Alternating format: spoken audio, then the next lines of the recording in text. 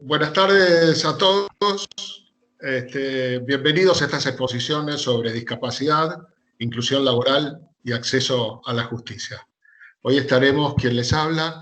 Mi nombre es Arturo Jasovich. Luego va a estar con ustedes el doctor Guillermo Tortarolo. A continuación, las licenciadas en Trabajo Social, Delfina Rojas y Sonia Páez. Y por último, la doctora Silvia Ballesteros. Todos pertenecemos a la Secretaría de Personal de la Suprema Corte de Justicia y colaboramos desde distintas disciplinas y materias con la temática de discapacidad. Las siguientes 3 charlas, que son 3 lunes, estarán a cargo de las capacitadoras de ADAJUS. ADAJUS tiene un programa dentro del Ministerio de Justicia y Derechos Humanos, que es el Programa Nacional de Asistencia para las Personas con Discapacidad en sus relaciones con la Administración de Justicia, a quienes agradecemos la colaboración. Yo creo que va a ser para ustedes y para nosotros un aporte muy interesante. Desde ya, gracias a la coordinadora de ADAJUS, Mabel Remón, y a las capacitadoras Russo, Loredo y Pinto, que estarán más adelante con ustedes.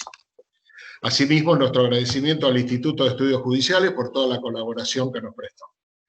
La exposición que haré hoy y que haremos todos son una pequeña introducción a diversos temas que consideramos de interés para la cuestión que nos convoca. En primer término, yo hablaré sobre la Convención Internacional suscripta por la Argentina y luego mis compañeros continuarán con otros temas. Me refiero a la Convención sobre los Derechos de las Personas con Discapacidad. Esta es una convención que nació en el seno de las Naciones Unidas por una resolución de la Asamblea General el 13 de diciembre del año 2006.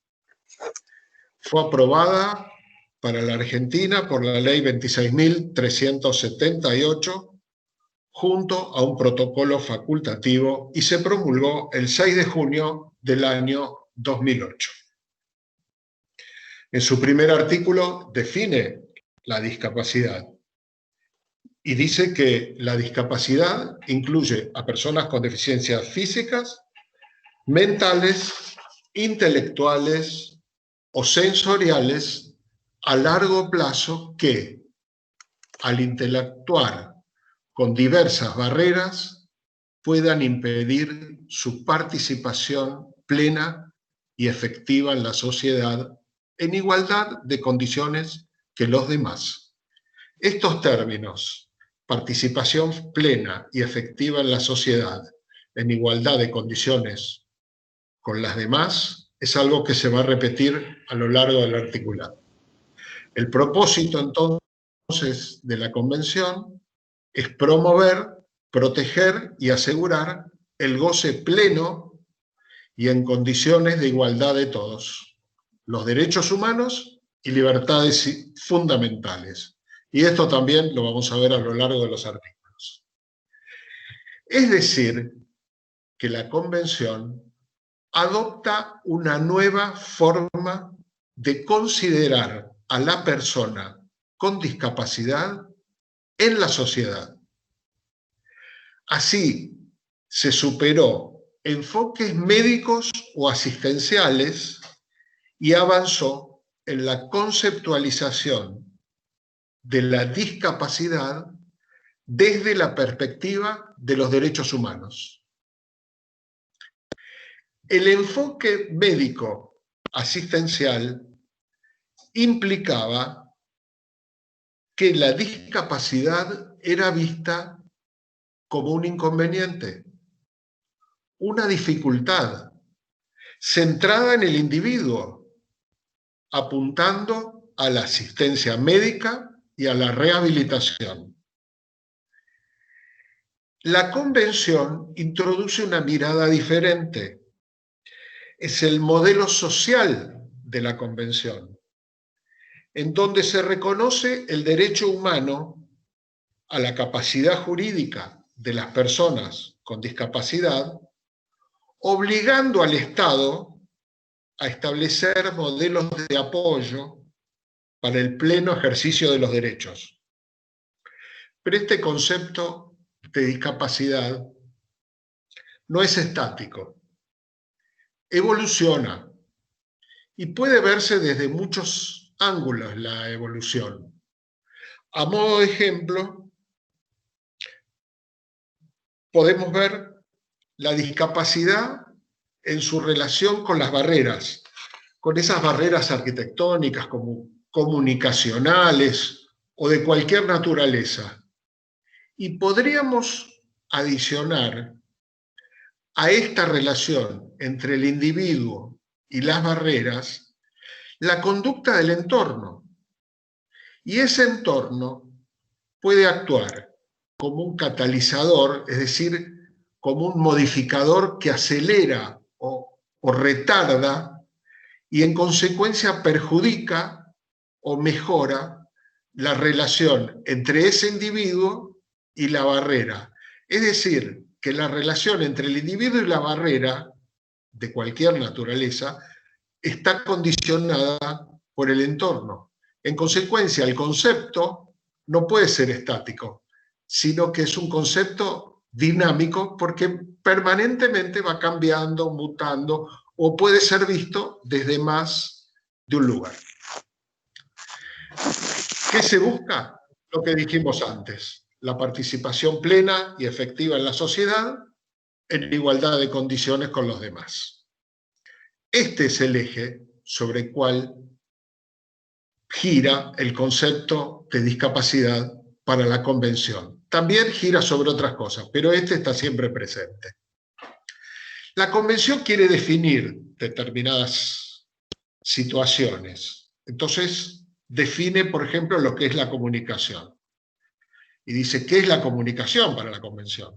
Bueno, dice, en vez de dar una definición, lo que hace es incluir elementos. Y entonces dice, incluye los lenguajes, la visualización de textos, el braille, la comunicación táctil, los macrotipos, los dispositivos multimedia de fácil acceso, el lenguaje escrito, los sistemas auditivos, el lenguaje sencillo, los medios de voz digitalizada, otros medios y formatos aumentativos o alternativos. Y dice, por lenguaje se entenderá tanto el oral como la lengua de señas y otras formas de comunicación no verbal. Tomamos la cuestión del lenguaje sencillo que está mencionado en el artículo 2, porque consideramos que hay una tendencia al uso de este tipo de lenguaje y que este tipo de lenguaje atraviesa varias ciencias sociales, o pueden ser utilizados, mejor dicho, por varias ciencias sociales. Así podríamos caracterizar al lenguaje sencillo como un estilo de redacción simple y eficiente que ayude a entender con facilidad.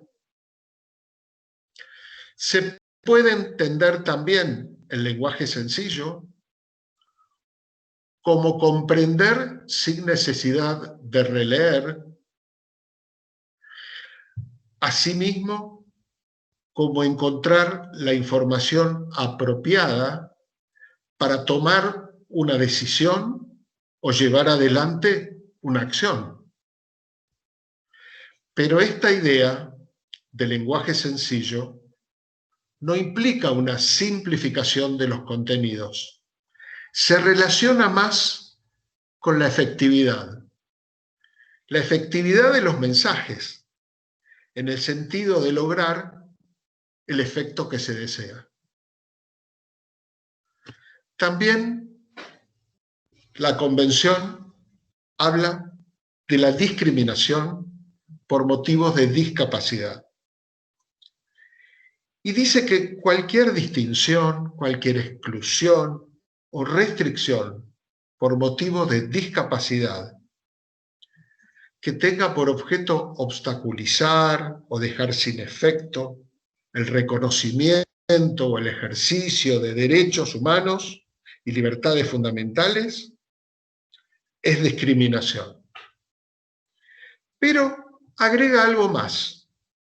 Dice, incluye todas las formas de discriminación, entre ellas la denegación de ajustes razonables. ¿Y qué son los ajustes razonables? Bien, por ajustes razonables se entenderán las modificaciones y adaptaciones necesarias, adecuadas, que no impongan una carga desproporcionada o indebida. Y siempre el ajuste razonable tiene que estar relacionado con un caso en particular. ¿Para qué? Para garantizar a la persona el goce o el ejercicio en igualdad de condiciones, como ya lo dijimos varias veces. Es decir, que la Convención instauró un modelo social de derechos humanos en el sentido de que es un horizonte, un paradigma, un modelo, como lo quieran llamar, a alcanzar. Entonces incluyó la obligatoriedad de realizar ajustes razonables. Es decir, realizar modificaciones a situaciones concretas. Hay un caso en la jurisprudencia española que yo leí hace poco, en el cual se había abierto una beca y la beca requería mucha dedicación y una persona con discapacidad no podía cumplir con todas esas horas presenciales para poder obtener la beca. Planteó la cuestión ante la justicia y la justicia dijo que hay que hacer un ajuste razonable.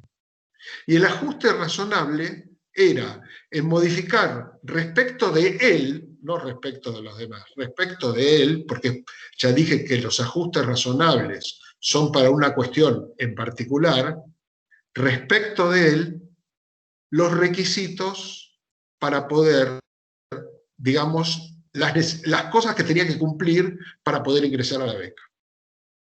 Ahora, a veces una norma o una acción o un procedimiento o una política, sin ser en su origen discriminatoria, aplicada a una situación determinada, el destinatario de esa norma, de esa acción, de ese procedimiento o de esa política, que está en situación de discapacidad, no puede alcanzar su inclusión en la sociedad. Entonces, así se establecieron los ajustes razonables para lograr la igualdad en el caso concreto. Los ajustes razonables ya existían antes de la Convención. Existían en Canadá y en Estados Unidos en la década del 70, 1970. Se aplicó en materia religiosa, en materias de discriminación, pero hay que destacar que esta convención es la primera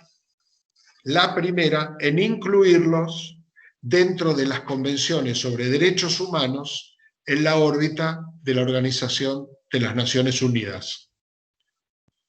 Y luego les pone un límite porque concluye la convención que los ajustes razonables tienen un límite. ¿Y el límite cuál es? Que la carga no debe ser desproporcionada o indebida para llevar adelante el ajuste razonable. Es decir, está balanceando la medida, es un contrapeso a la medida del ajuste razonable. Bien, después hay otros artículos que hablan sobre el derecho a vivir independientemente, la rehabilitación, el derecho a un nivel de vida adecuado, a practicar deportes, accesos a carreteras, edificios, acceso a la información, autonomía individual, es decir, la libertad de tomar las propias decisiones y la independencia. Habla sobre la no discriminación, la inclusión, la diversidad, igualdad de oportunidades, etcétera, etcétera. Hace hincapié en que las personas con discapacidad puedan vivir en forma independiente y participar plenamente en todos los aspectos de la vida. Los Estados partes están obligados a arbitrar medidas pertinentes para asegurar el acceso de las personas con discapacidad en igualdad de condiciones con los demás.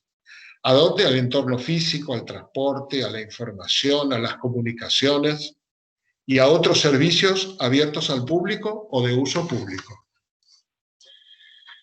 Asimismo, hay que dotar a los edificios y a otras instalaciones abiertas al público de señalizaciones en braille y en formatos de fácil lectura y comprensión. En lo que respecta a la educación, los niños con discapacidad no pueden quedar excluidos de la enseñanza primaria gratuita y obligatoria, ni de la enseñanza secundaria. Los adultos con discapacidad tendrán acceso general a la educación terciaria, la formación profesional, educación de adultos y aprendizaje permanente. También está consagrado el derecho a vivir en forma independiente, es decir, elegir con quién vivir y dónde vivir. Por ello, los estados tienen la obligación de dar apoyos para que las personas puedan vivir como elijan y no sean aisladas. Este derecho se encuentra reconocido en el artículo 19 de la Convención.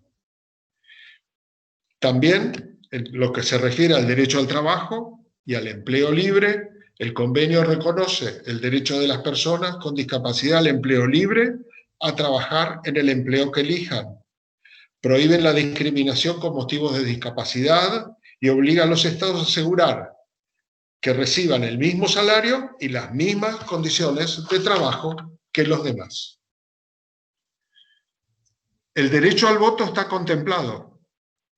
El voto secreto en elecciones, también en los referéndums públicos, que son las consultas populares, y según esta disposición, cada estado deberá proporcionar equipos de votación que permitan a los votantes que voten con independencia y en secreto. Algunos países como Estados Unidos, Países Bajos, Albania, Eslovenia, la India, permiten a los votantes utilizar máquinas de votación electrónica. En otros como Azerbaiyán, Kosovo, Canadá y la mayoría de los países africanos y asiáticos, los electores con discapacidad visual pueden utilizar las papeletas en braille o papeletas con plantillas, que les permiten mantener el voto secreto. No así ocurre en España, donde se permite a otra persona votar por quien tiene ceguera o discapacidad visual, con lo cual se vulnera de alguna manera el secreto del sufragio.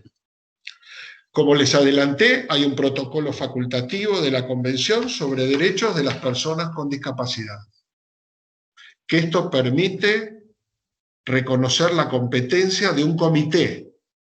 Este comité sobre los derechos de las personas con discapacidad examina las denuncias de particulares. Dice, todo Estado parte en el presente protocolo reconoce la competencia del comité sobre los derechos de las personas con discapacidad. ¿Para qué? Para recibir y considerar las comunicaciones presentadas por personas o grupos de personas sujetos a su jurisdicción que aleguen ser víctimas de una violación por parte del Estado. Bueno, hasta aquí he llegado. Ahora les agradezco que me hayan oído y va a continuar mi compañero Guillermo Tortarolo. Muchas gracias.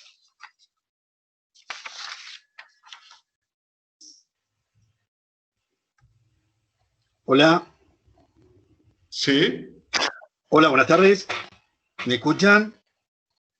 Te escuchamos, Guillermo, perfecto. ¿Me escuchás? Sí. Bárbaro. Bárbaro. Hola, hola. Hola, hola, hola. Te escuchamos bárbaro, Guillermo. Bueno, fantástico. Espero que anden bien. ¿Cómo están pasando? Bien, bueno. veré si esto puede continuar de la misma manera. Mi apellido es Tortarolo, soy integrante del equipo de implementación del sistema de registros y del programa de inclusión creado por la ley, la resolución de presidencia 731 del año pasado. La charla que les propongo es una reseña de aspectos generales del régimen jurídico que regula el ingreso de las personas con discapacidad al empleo público y en especial al Poder Judicial.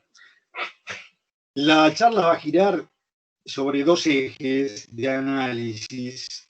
Uno será en lo atinente al ámbito nacional, para ver cómo se implementó, y el otro se abordará en la provincia de Buenos Aires.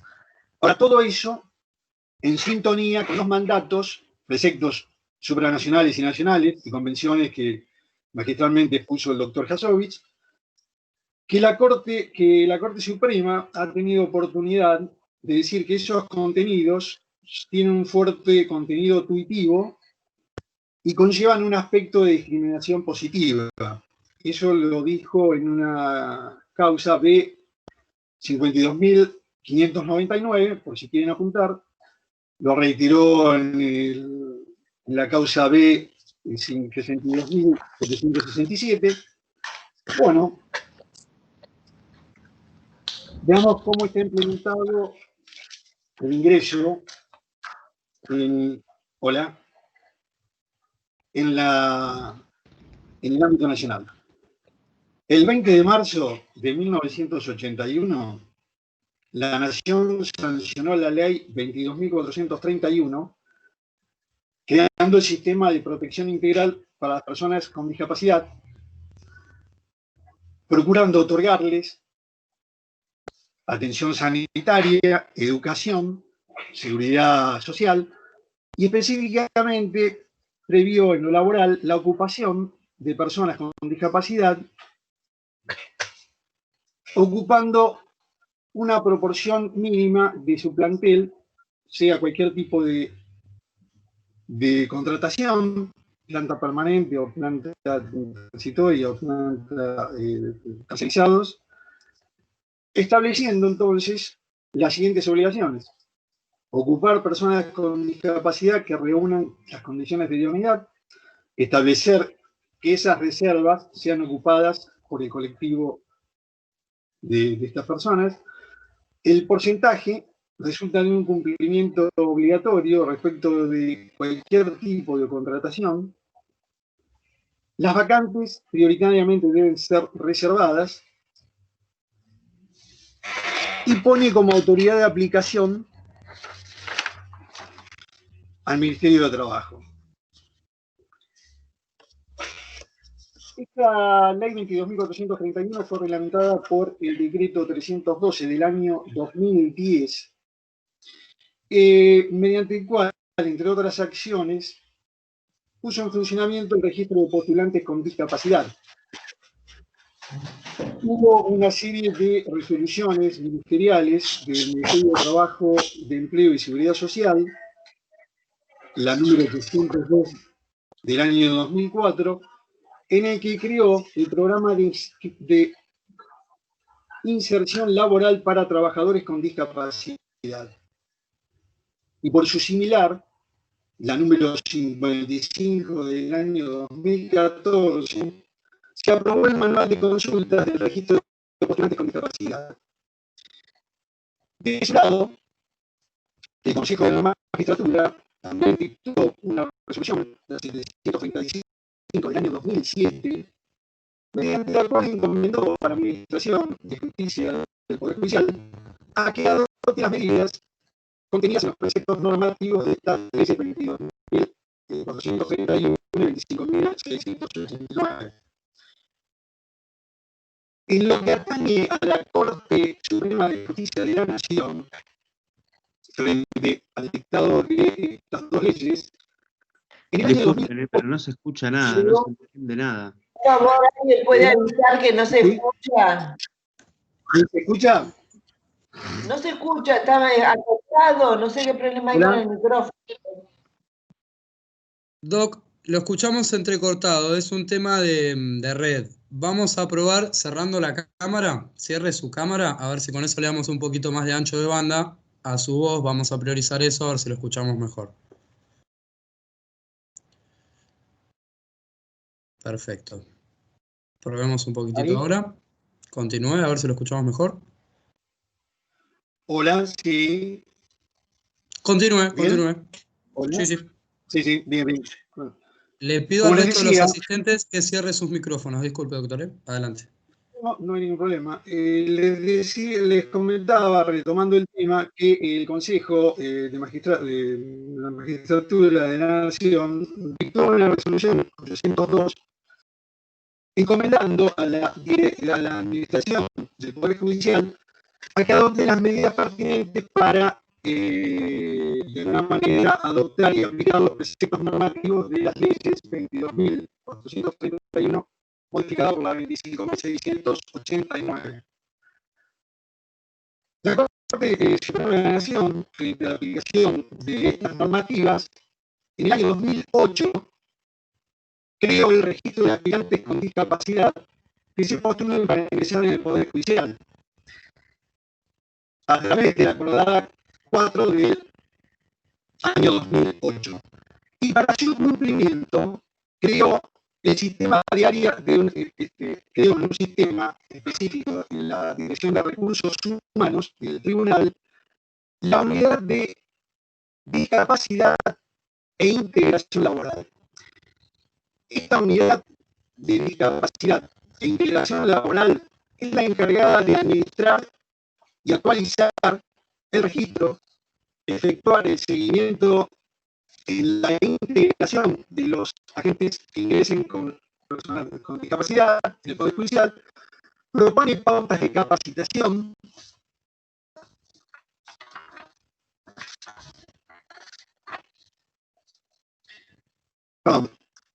efectúa también la evaluación de la Perdón, factibilidad. pero no se escucha. Hola. No se está escuchando Hola, nada. hola. ¿Se escucha? Hola, hola. Doc, lo escuchamos muy entrecortado. Seguramente sea un tema de red, de la red a la que está conectada, que no está bancando el programa. Está bien. ¿Ahí se escucha algo? A ver, lo escuchamos. Tratemos de continuar un momentito. Sí, sí, por ahora. Dale. Dale.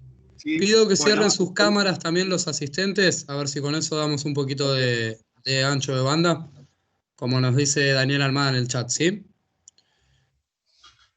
estaba comentando que esta unidad de discapacidad y de integración laboral que creó la Corte Suprema de Justicia de la Nación es la encargada de otras cosas de realizar la evaluación de la factibilidad en materia de accesos edilicios, de tramitar las solicitudes del personal con discapacidad que efectúen los distintos organismos, elabora los perfiles de los candidatos, hace censos e informes estadísticos y informes de resultados.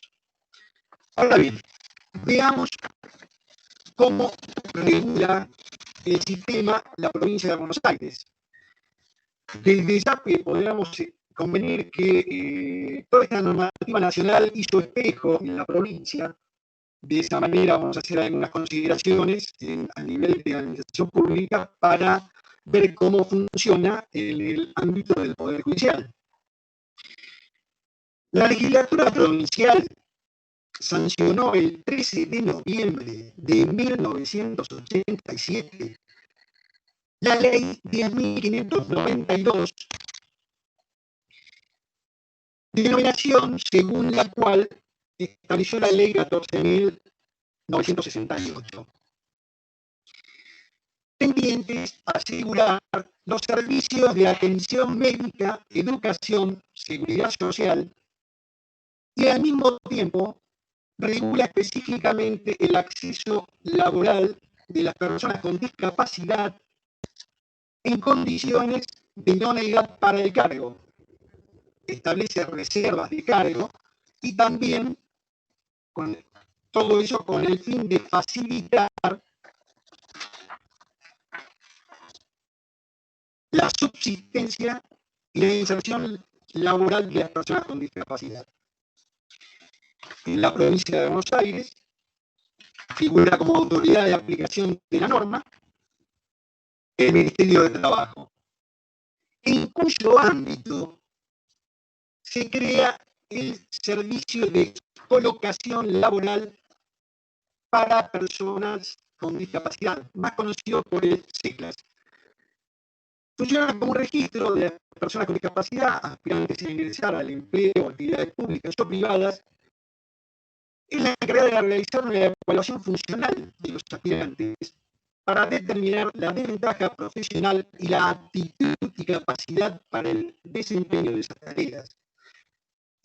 Es además encargada de la selección, ubicación y el posterior seguimiento, conforme al artículo 12 de la Ley 10.592 y su decreto reglamentario, que es el 1149/90. Ahora bien, esta evaluación ocupacional que realiza el CECLAS con posterioridad a la inscripción de la persona con discapacidad, acreditada su discapacidad con el certificado único de discapacidad que tienen los organismos de salud públicos nacionales o provinciales, esta evaluación ocupacional no suple, sino que viene a complementar la aptitud psicofísica para el ingreso en las distintas dependencias asignadas a las áreas con competencia, como ser los ingresos que harían en la ley 1430.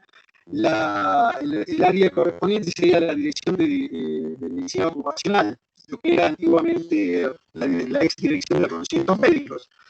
Y si el ingreso recae en el Poder Judicial, la competencia estaría asignada a la Dirección General de Sanidad, que estaría encargada de establecer el grado y las características de la discapacidad para permitir su encuadre en el grupo ocupacional respectivo.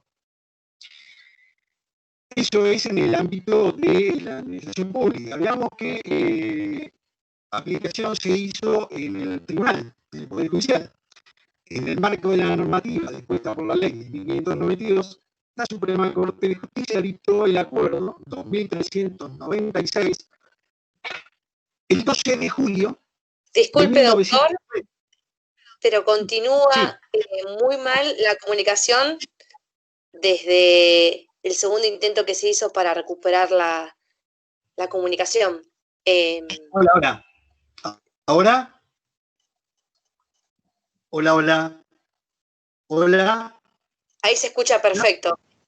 Doctor, le voy a pedir que se acerque lo más que pueda al micrófono de la cámara y a los asistentes que tengamos un poquito de paciencia. Estas son cuestiones técnicas son cuestiones técnicas. Pasar, ¿sí? Esto es lo que nos depara la tecnología y el tema de alguna manera de quedarse en casa. Les comentaba, volviendo hacia atrás, veamos lo que pasó en el Poder Judicial con respecto, una vez sancionado el régimen de la ley de 1992, les decía que la Corte, allá por el 12 de julio de 1990, dicta el acuerdo 2396 y la resolución del presidente 856/90, por la cual se creó el registro de discapacitados aspirantes al ingreso del Poder Judicial. Y determinó que el orden de prioridad estaba dado por la fecha de inscripción y dentro de ese orden por la actitud para el desempeño del cargo de que se trate, afectándose para ello el acceso de las personas con discapacidad a cargos en dependencias del Tribunal y de la Procuración General, de acuerdo, obviamente, a la idoneidad y la actitud psicofísica y según los resultados de los cursos de ingreso dictados por el Instituto de Estudios Judiciales o de los concursos que se realicen a tal fin. Bien. En vistas al tiempo transcurridos desde el dictado de la mentada resolución 856/90 y la necesidad de proceder a su modernización, incorporando los avances tecnológicos que permitan dotarlo de mayor eficiencia, debió necesario y conveniente disponer la actualización del sistema de registro de conformidad con las normativas vigentes, los estándares establecidos por las normas legales supranacionales e internacionales, a fin de brindar la protección integral de las personas con discapacidad.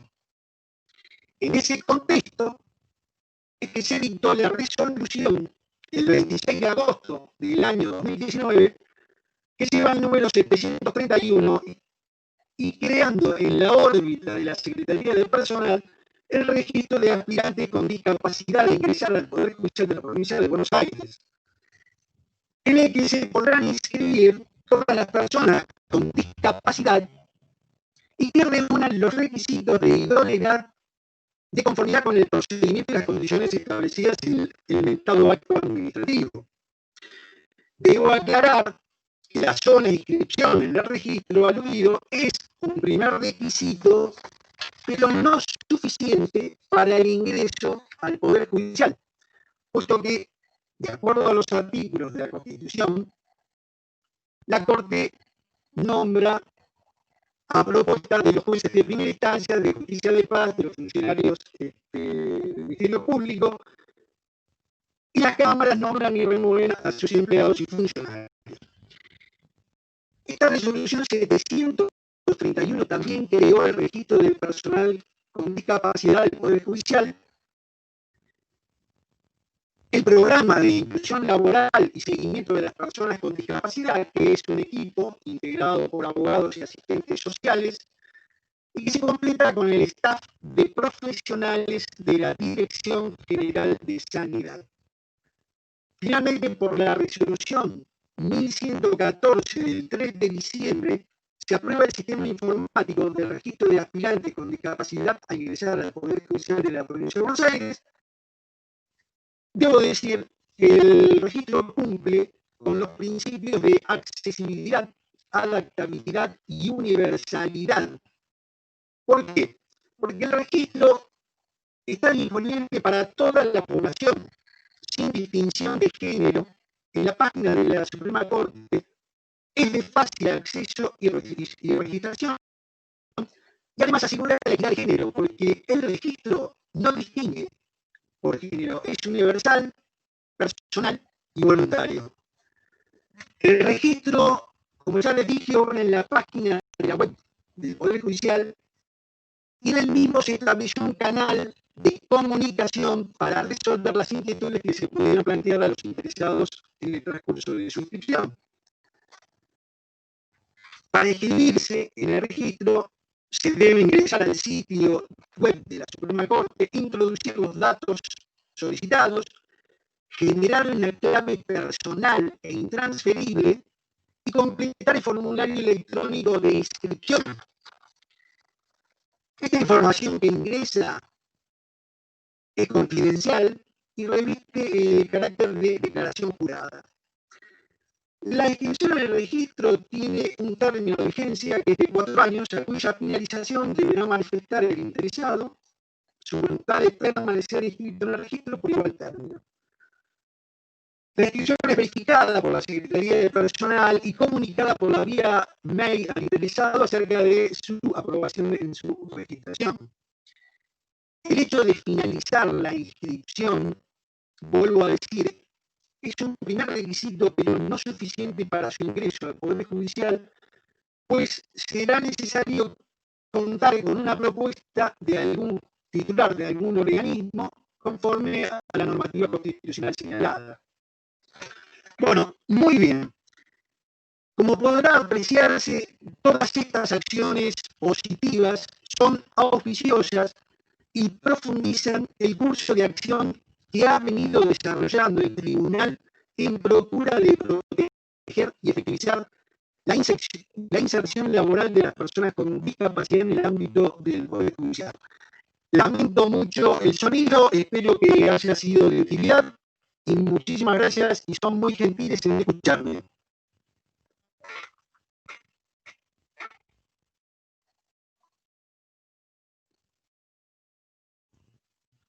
Muchas gracias. Iniciamos. Hola. Hola. Te escuchamos, Arturo. Hola. Arturo, silenciaste el micrófono ahora, ¿sí? Sí, ahora le corresponde a Delfina continuar con la exposición. Excelente.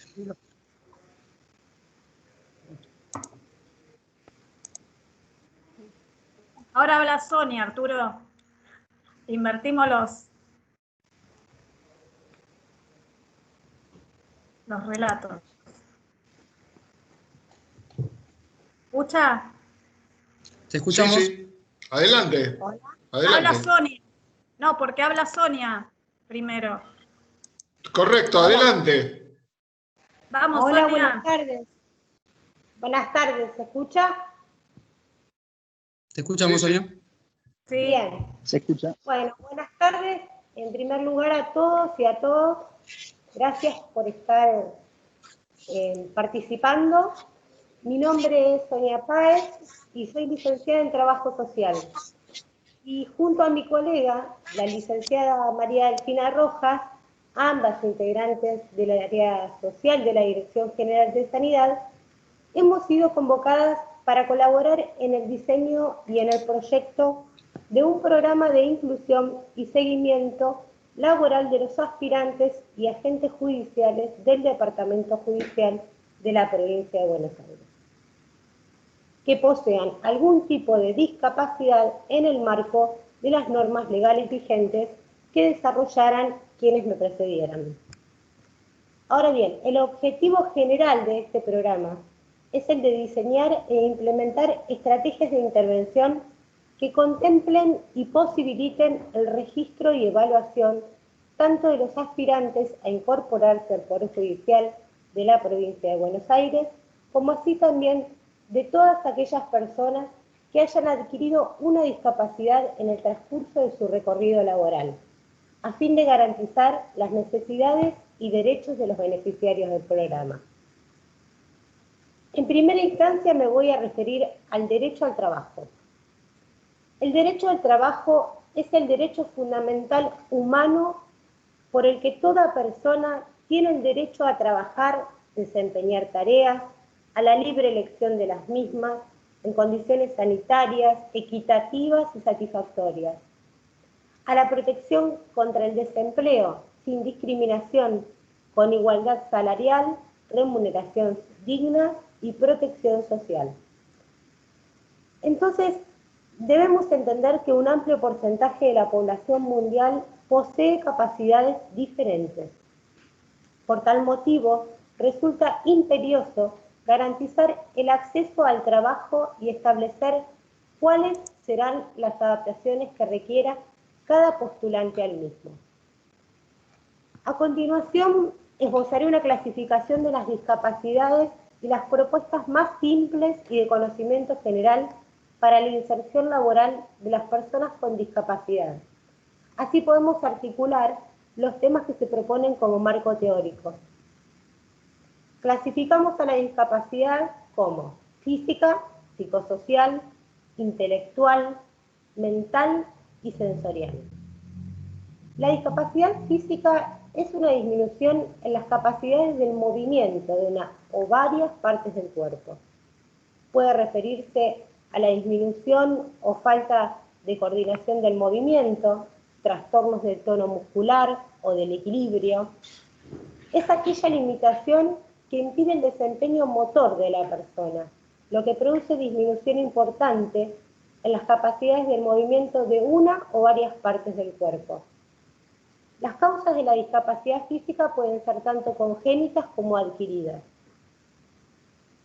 Asimismo, dentro de la discapacidad física se encuentra comprendida la visceral, la deficiencia de las funciones y estructuras de los sistemas cardiovascular, hematológico, inmunológico, respiratorio, digestivo, metabólico, endocrino y genitourinario, que limita la realización de tareas o acciones en un contexto determinado. Las primeras parecen muy complicadas, sin embargo, una proyección facilitadora incluiría profesionales en materias de construcción, arquitectura o ingeniería y modificaciones edilicias. Muchas de ellas al día de hoy ya han sido incorporadas en numerosos edificios públicos. En las motrices, la adaptación se encuentra directamente relacionada a una buena accesibilidad, la incorporación de rampas con pendientes adecuadas, puertas amplias, constatación del buen estado de los pisos, baños adaptados con puertas y ascensores y mobiliario adecuado. Las segundas requieren de la ineludible evaluación, asesoramiento y seguimiento de los profesionales de la salud, en este caso de la Dirección General de Sanidad. La discapacidad psicosocial es la limitación de las personas que presentan disfunciones mentales temporales o permanentes, que impiden la realización de una o más actividades cotidianas. En este caso, deberá realizarse la evaluación exhaustiva desde el área social, psicológica y psiquiátrica para su abordaje. La discapacidad intelectual, que se caracteriza por limitaciones significativas tanto en el funcionamiento cognitivo como en conductas adaptativas, conceptuales, sociales y prácticas. La discapacidad intelectual se pone de manifiesto cuando una persona con limitaciones de este tipo interactúa con el entorno. Por lo tanto, el entorno laboral será determinante y por ende más o menos facilitador. La discapacidad mental. Según la Organización Mundial de la Salud, la deficiencia mental es un trastorno definido por la presencia de un desarrollo mental incompleto o detenido, caracterizado principalmente por el deterioro de las funciones concretas de cada etapa del desarrollo y que afectan a nivel global de la inteligencia, las funciones cognitivas, las del lenguaje, las motrices y la sociabilización. Por tal motivo, la adaptación al ambiente está siempre afectada, lo cual demandará un ajuste en el contenido de las consignas que se impartan, como así también la contemplación en el incremento del tiempo de la realización de las tareas. La discapacidad sensorial es una discapacidad de uno o más sentidos y por lo general la utilizamos para referirnos a la discapacidad visual o auditiva. Sin embargo, otros sentidos también pueden desarrollar discapacidades. Por una parte, la discapacidad visual se encuentra comprendida por una deficiencia del sistema de la visión, que afecta la agudeza visual, el campo visual, la motilidad ocular, la visión de los colores, etc. En este tipo de discapacidad podemos distinguir dos clases. Una es la ceguera, lo cual provoca la imposibilidad de recibir la información en soporte gráfico o virtual, lo que requerirá la transcripción al sistema del material a información de soporte gráfico o virtual. La disminución severa de la visión, en la que deberá contarse con la utilización de pantallas ampliadas, utilización de sistemas de lectura parlante y auriculares, una buena accesibilidad a los distintos espacios y ordenamientos mobiliarios. Las soluciones requeridas son conocidas en el mercado y de fácil implementación y acceso, y generalmente quienes las utilizan las manejan sin impedimentos. Mientras que la discapacidad auditiva es la pérdida en mayor o en menor grado desde la sordera absoluta a leve o moderada.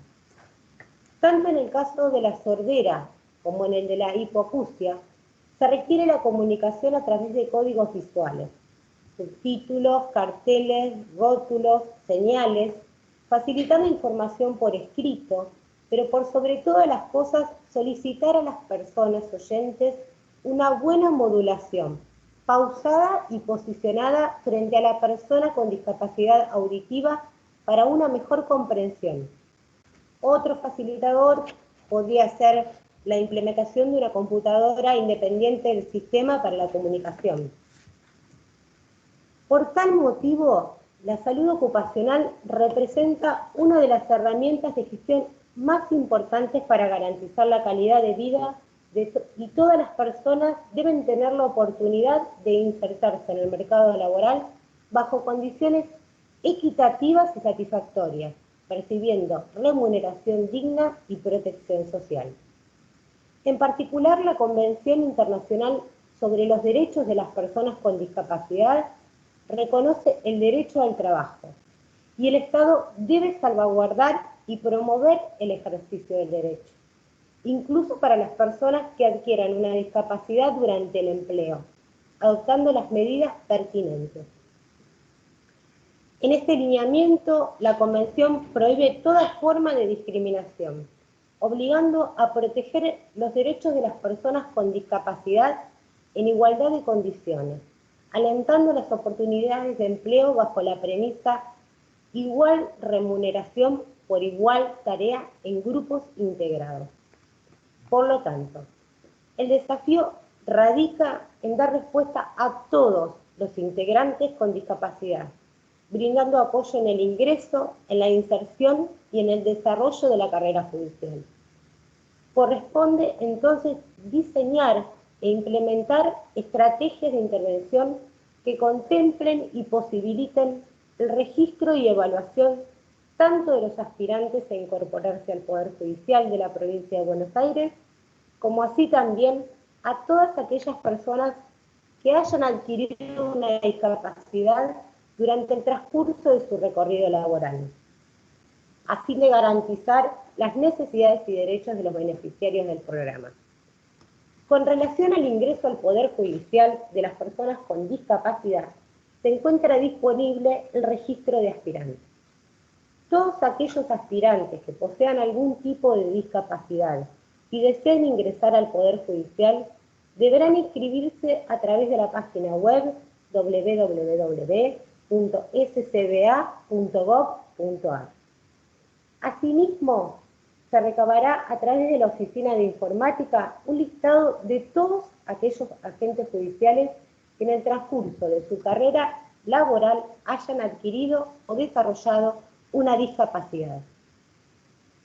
El proceso de evaluación se realizará a través de la Dirección General de Sanidad del Poder Judicial.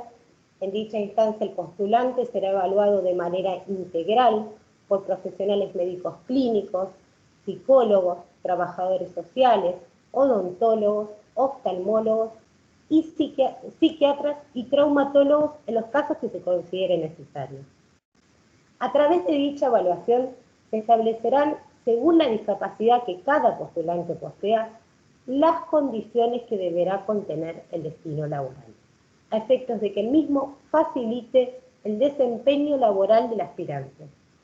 Este proceso implicará un análisis del puesto de trabajo para el que sea propuesto el aspirante, a fin de establecer cuáles serán las características de la dependencia a la cual será asignado, como así también las adaptaciones que cada uno de los integrantes requiera.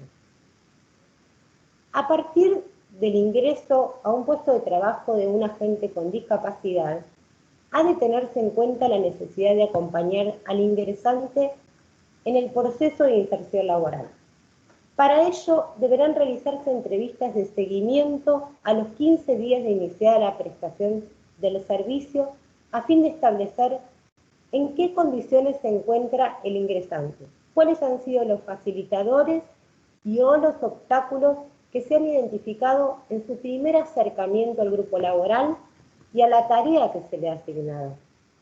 Sin perjuicio de ello, durante el primer año laboral se pautarán entrevistas cuatrimestrales, a fin de brindar apoyo no solo al trabajador con discapacidad, sino también al entorno laboral. Por tal motivo se considera clave el acompañamiento en la inserción laboral del ingresante con discapacidad. A fin de facilitar la evaluación de los mismos, ha de contarse con dos herramientas: las entrevistas individuales y grupales en los lugares de trabajo y las videoconferencias en el caso de que se considere oportuno y no exista la necesidad de constituirse la dependencia en la que cada empleado preste servicio. Para el caso en que fuera necesario conocer la particularidad edilicia de la dependencia y o se requiere un abordaje sociolaboral en la sede, se contará con los profesionales trabajadores sociales de cada delegación de la Dirección General de Sanidad, a efectos de que los mismos se constituyan en la dependencia, a fin de evaluar la problemática que se plantee, generando acciones tendientes a resolver la situación planteada. Con relación a todos aquellos agentes que hayan adquirido una discapacidad en el transcurso de su carrera judicial, se los convocará a la realización de un chequeo general, el cual contemplará las mismas instancias de evaluación que han sido descritas anteriormente, a fin de determinar si el agente judicial se encuentra en condiciones de seguir desarrollando la tarea en el agrupamiento laboral para el que fue inicialmente propuesto. Hasta aquí la primera parte de la intervención del área social de la Dirección General de Sanidad. Ahora va a hacer uso de la palabra mi colega, que abordará la segunda parte de la temática del programa. Pero permítanme concluir en que he intentado en toda mi exposición enfatizar en la importancia de la inserción en el mercado laboral de todas aquellas personas que poseen una discapacidad bajo un entorno seguro que permita reducir el impacto que de hecho produce la discapacidad por sí misma en quien la padece, considerando que desde una perspectiva inclusiva que prevea las necesidades y ajustes razonables, junto con el acompañamiento en el proceso de inserción laboral, brindará condiciones de igualdad laboral. La no revictimización, la no discriminación, la solidaridad frente a quien padezca algún tipo de discapacidad son la base fundamental para garantizar la igualdad y la equidad laboral.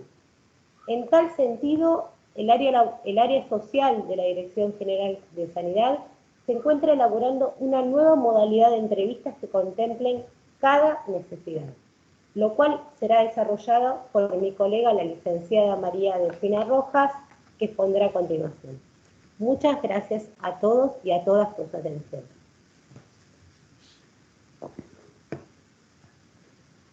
Muy bien, la escuchamos a Delfina entonces.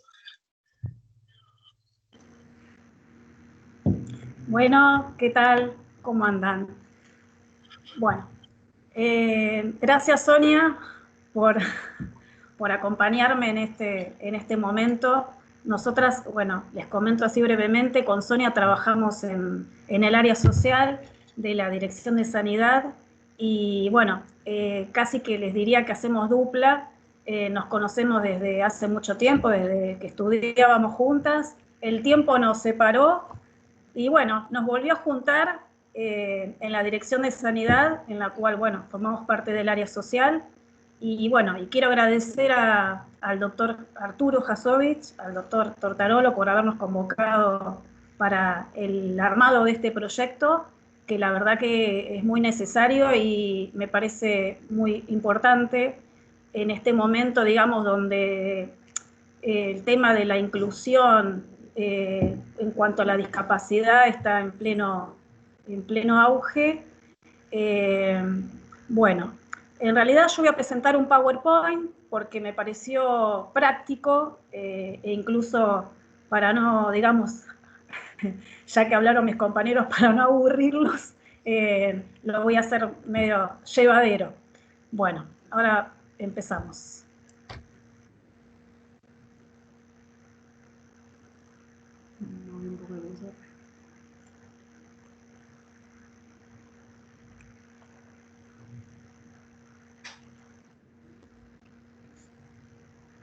Bueno, como dijimos al comienzo, vamos a hablar de, digamos, lo comentaron mis compañeros, de la discapacidad, la inclusión laboral y el acceso a la justicia. Bueno, para esto utilizamos herramientas de abordaje diariamente en nuestro desempeño laboral, que son las siguientes.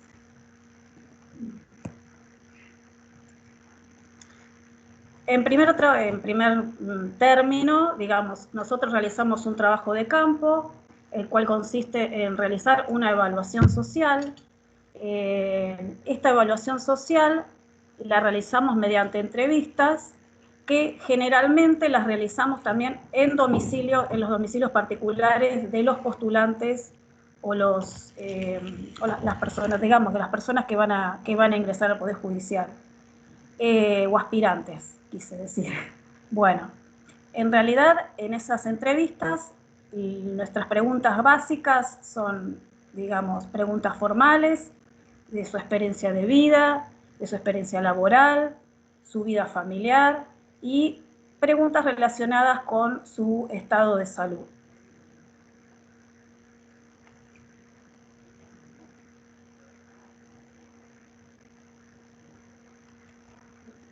Bueno, en cuanto a las entrevistas, las propuestas de datos para agregar al formulario de la entrevista que ya venimos realizando serían las siguientes.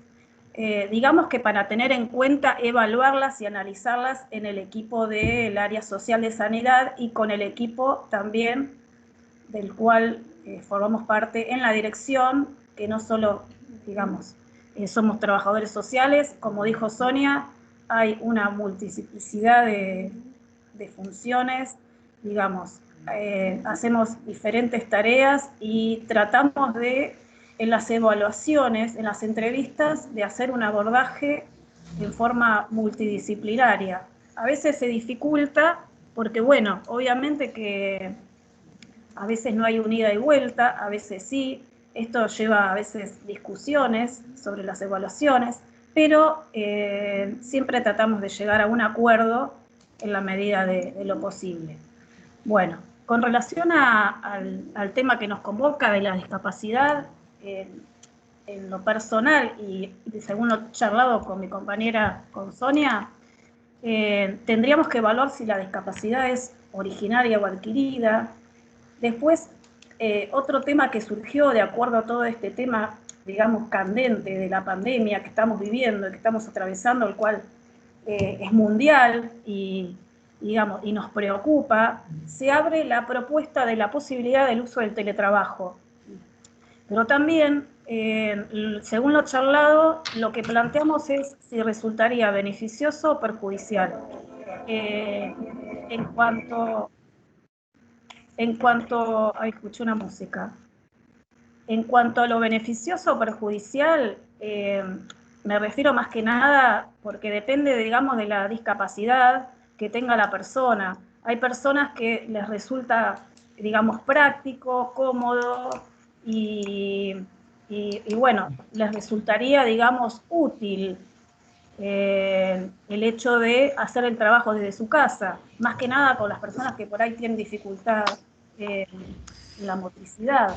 Pero también lo perjudicial sería el hecho de que a veces el hecho de levantarnos todos los días, creo que nos pasa a todos, el hecho de tener que prepararnos, el hecho de tener que salir, el hecho de socializar con otros compañeros de trabajo, también implica salud. Y bueno, por eso sería una posibilidad para evaluar en los diferentes casos de discapacidad. Después también otra cuestión a tener en cuenta es la necesidad de asistencia terapéutica en el lugar de trabajo. Digamos que hay una variedad de situaciones de discapacidades que, por ejemplo, se me viene ahora la idea de un acompañante terapéutico como posibilidad, ¿no? Para tener en cuenta. Otro también tema es los tratamientos que realiza. Tratamiento médico, tratamiento psicológico, diferentes tipos de tratamientos que tenga que realizar la persona. Y aquí, más que nada, esto tiene que ver con una cuestión fundamental, que es en el acompañar al ingresante en el proceso de inserción laboral. O sea, acompañamiento fundamental, porque convengamos que la persona va a tener que adaptarse a las nuevas modalidades necesarias que requiere ese proceso de inserción. Entonces, acá creemos que nuestro rol como trabajadoras sociales es fundamental. Bueno. Aquí quiero hacer mención, en cuanto a la entrevista, que en realidad el informe final, empiezo de abajo para arriba,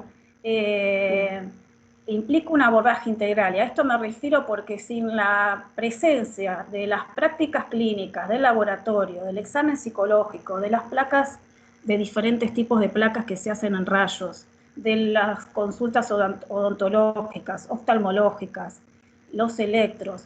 En cuanto al examen clínico, me refiero más que nada a que hay, digamos, distintas especialidades de médicos en nuestra dirección, y es importante porque se puede realizar una evaluación completa, digamos, y ahí es donde interactuamos permanentemente con los distintos profesionales que integran el área social de la Dirección de Sanidad. Bueno, aquí en realidad creo importante también que el médico, cuando realiza el examen, realiza, digamos, previamente consulta y sobre las distintas temáticas cuando tienen alguna duda. En cuanto nosotros trabajamos en forma conjunta también con el equipo de psicólogos, porque, bueno, son, digamos, especialidades fundamentales para que la persona se sienta lo mejor posible, se sienta contenida, acompañada, y aquí entra digamos, el rol es fundamental de la dupla, digamos. A veces se acuerda y a veces no, obviamente, pero bueno, lo importante es intentarlo, que eso es lo que decimos siempre. Otro tema que quiero hacer hincapié también en esta cuestión es el tema del trabajo en equipo. Yo lo digo desde el principio de la entrevista, a todo tipo de ingresante, tenga discapacidad o no tenga discapacidad, que el trabajo en equipo es fundamental, es el ABC del trabajo. Si el trabajo en equipo funciona, es, digamos que el resto fluye. Se podría decir que sale un trabajo más eficiente, más creativo, y lo hemos vivido por experiencias ya planteadas en el área social. Bueno, ahora continúo con el trabajo en sede.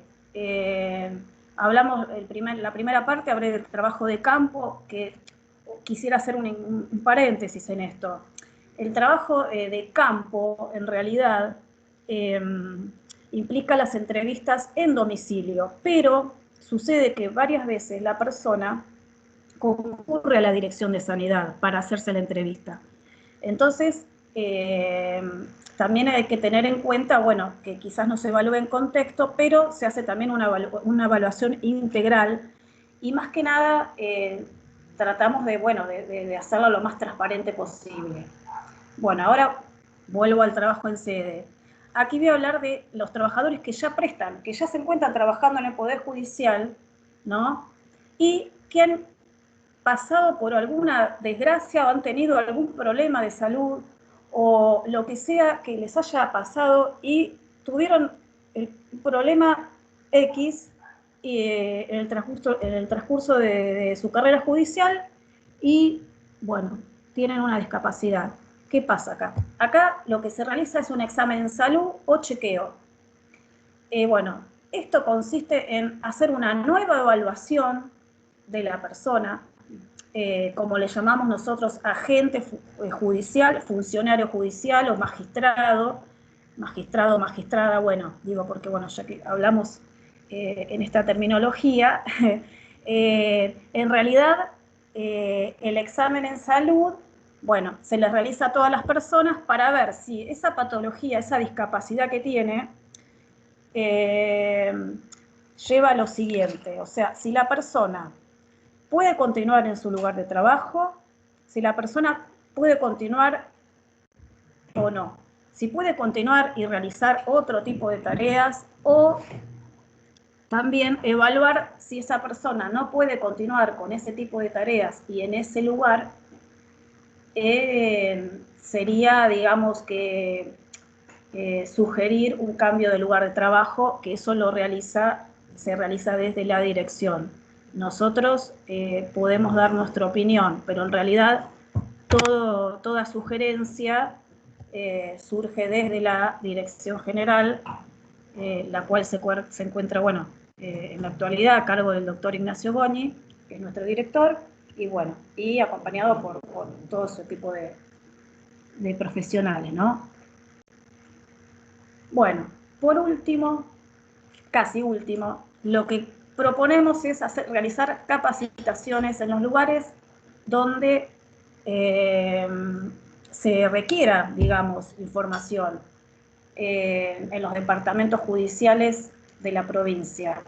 Y en esto quiero hacer hincapié y agradecer al resto de mis compañeras y compañeros que forman parte del equipo, del cual me siento muy, muy contenta porque es un trabajo que digamos que es integrador y es muy gratificante lo pudimos comprobar en digamos, durante estos periodos, estos meses que no estamos concurriendo a sede a través de reuniones que realizamos por Zoom y fueron muy, digamos, muy productivas.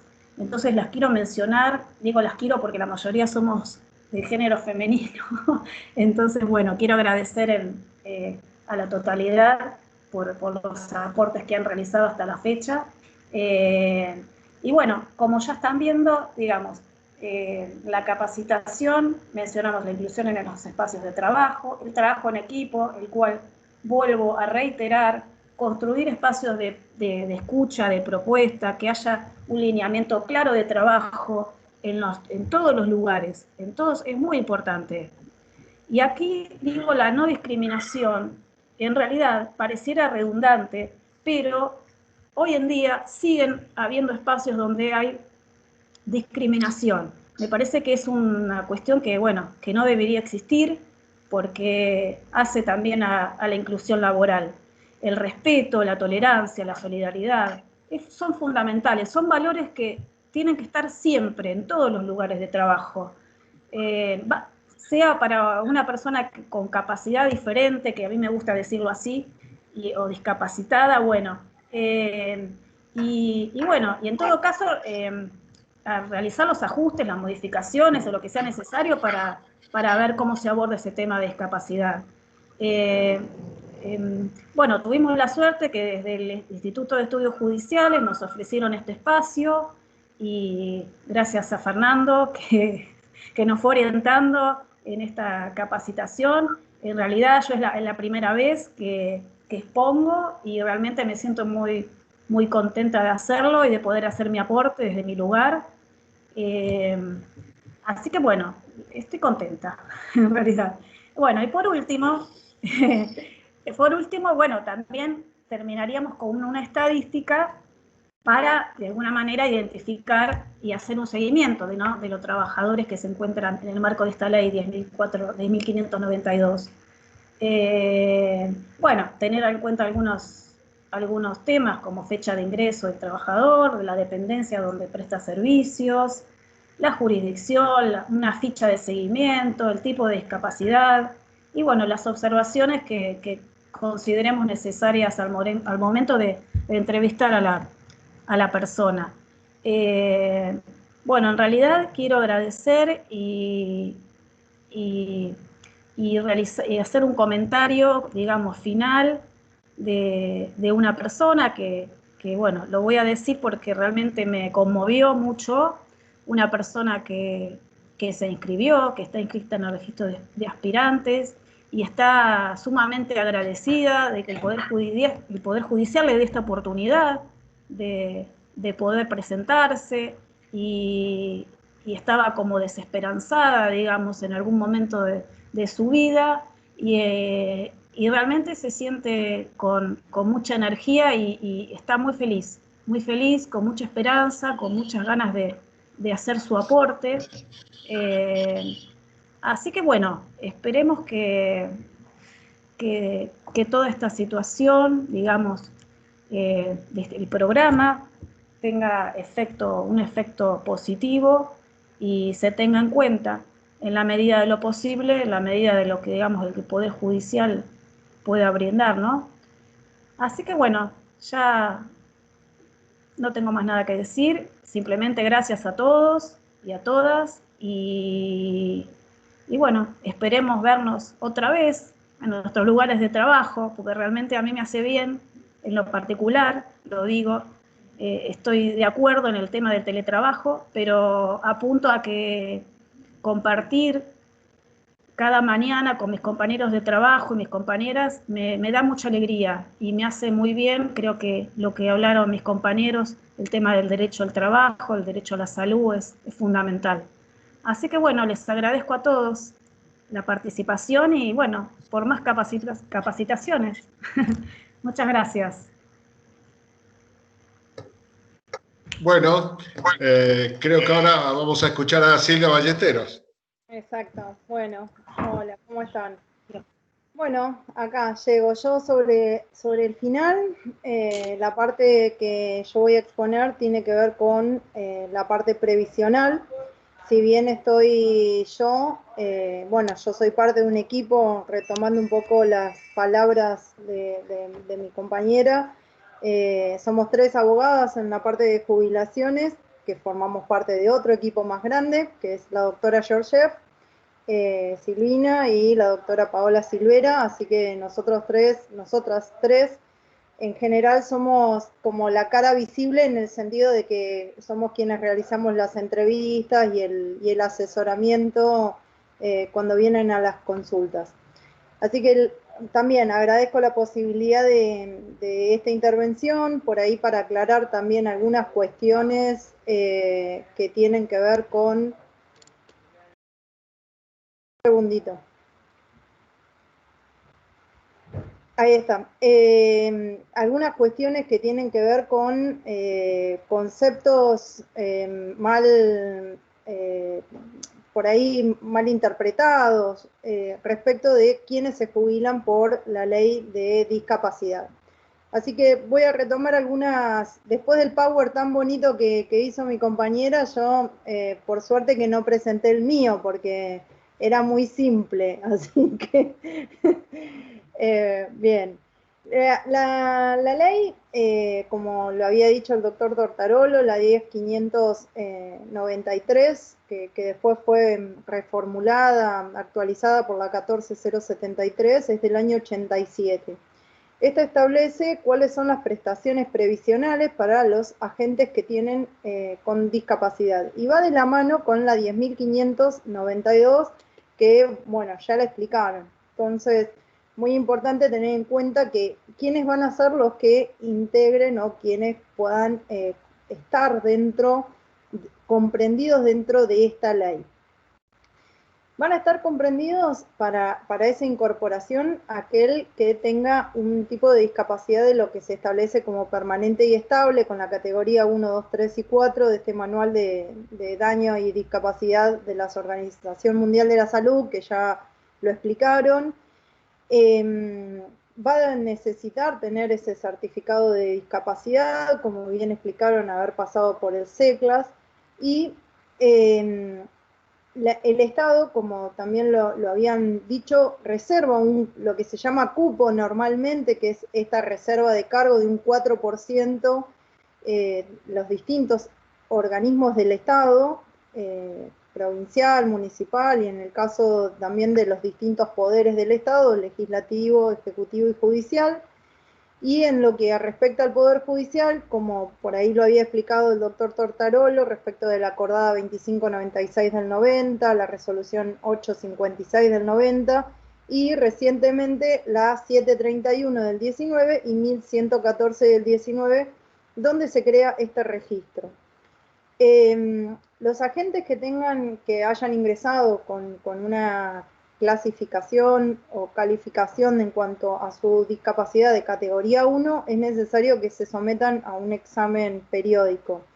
Y también está la posibilidad de pedir la incorporación de esta ley, que en esos casos se hacen a los fines previsionales, que yo es la parte a la que me refiero. Es necesario hacer los saldos deudores, los cargos deudores por las diferencias de aportes de parte del empleador. No tiene una diferencia de parte del agente, pero sí del empleador. Y esta diferencia de aporte es la que le permite jubilarse con una diferenciación respecto del resto de los agentes, ¿sí? Es muy importante que cuando se hace la inclusión, cuando hayan ingresado por discapacidad, esté claramente determinada en la resolución que le dio ingreso. No alcanza solo con haber ingresado teniendo una patología, sino que el encuadre tiene que ser dentro de discapacidad. Es decir, que en cuanto a los requisitos que exige la ley para poderse jubilar como personal discapacitado son 45 años de edad y 20 años de aporte. Y acá el tema es que muchas veces se cree que esos 20 años de aportes son cualquiera. Y si bien es cierto que integran dentro de la reciprocidad y pueden ser de distintos organismos o de distintos, incluso a nivel nacional o provincial, es importante de que esos 20 años de aporte hayan sido en carácter de discapacitado. Es decir, que todos esos años de aporte hayan sido con esa calidad.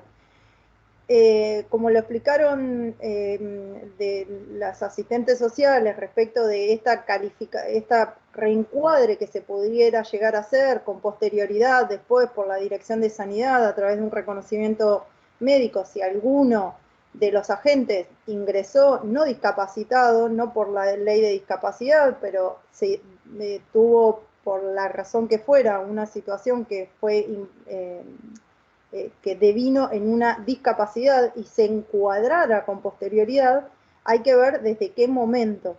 Esto es muy importante porque muchas veces vienen a jubilarse y dicen, no, pero yo ya tengo 20 años de servicios en el Poder Judicial y yo ya, no sé, entré en sillas de ruedas. Bueno, pero no es suficiente a los fines previsionales esa situación. Es necesario que eso haya estado encuadrado inicialmente, o si no, bueno, habrá que buscar los mecanismos para que, si en realidad tuvo que haber ingresado por esta ley y no lo ingresó, bueno, de qué manera se encuadra, ¿sí? Esto es como muy importante que se tenga en cuenta, sobre todo, bueno, quienes por distintas razones están más vinculados con los agentes que tienen discapacidad para que lo tengan presente en el momento de pedir o solicitar la jubilación. Después, por eso la ley dice siempre que la discapacidad existiera al inicio de la relación de empleo, y ahí se refiere específicamente a este encuadre. En tal caso, si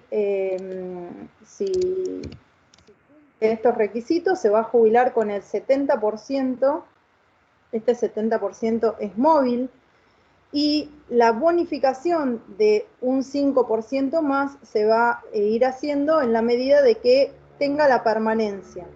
Y acá también, la misma aclaración que antes. Esta permanencia, que es con 48 años de edad y 23 años de aportes, un 75%, o 50 años de edad y 25 años de aporte, un 80%, tiene que haber sido con esta calidad. O sea, no se computa de la misma manera si un agente tiene 10 años, no sé, nacionales, ya sean en relación de dependencia o autónomo, pero que no fueron bajo la calidad de discapacitado. Y luego ingresa a lo mejor al Poder Judicial y lleva 10 años que sí ya ingresó con cupo, con discapacidad, aplicando esta ley, la 10.592 para el ingreso, con su consecuencia de 10.593 para poder jubilarse, y ahí tenemos 10 años, no tenemos 20, ¿sí?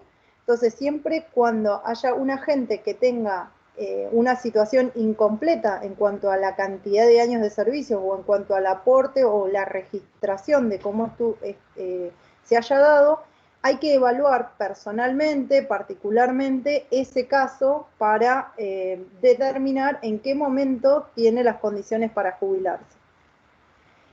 Y finalmente, a veces hay una confusión entre discapacidad e invalidez, ¿sí? Y una persona puede estar discapacitada y estar perfectamente válida para su función laboral, y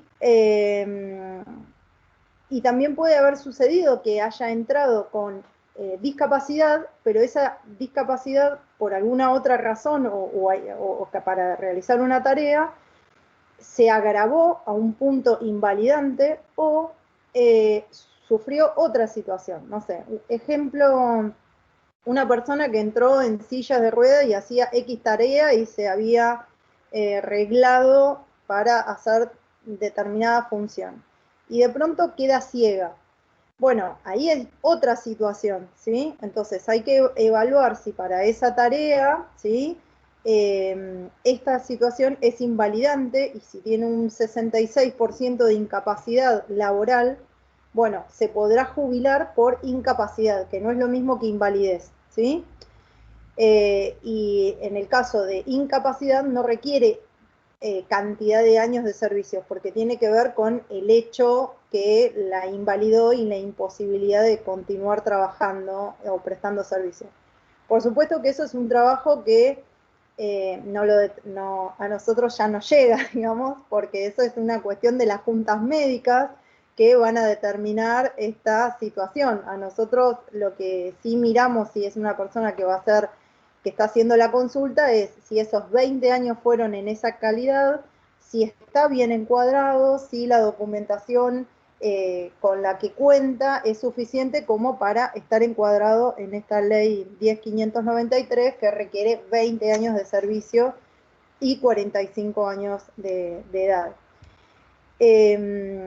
Así que, bueno, como que siempre en materia previsional es como el broche de cerrar una historia laboral, así que también es bueno que siempre los encuadres en laborales se hagan bien, para que justamente esta persona que ingresó con discapacidad no se encuentre con que en el momento de que quiera solicitar la jubilación no puede hacerla porque había estado mal encuadrada y no tiene los aportes como tal. Así que bueno, con eso yo termino. Y bueno, y agradezco a todos los que haber compartido con todos esta jornada. Espero que les sea de utilidad, bueno, todos estos conceptos. Muchas gracias.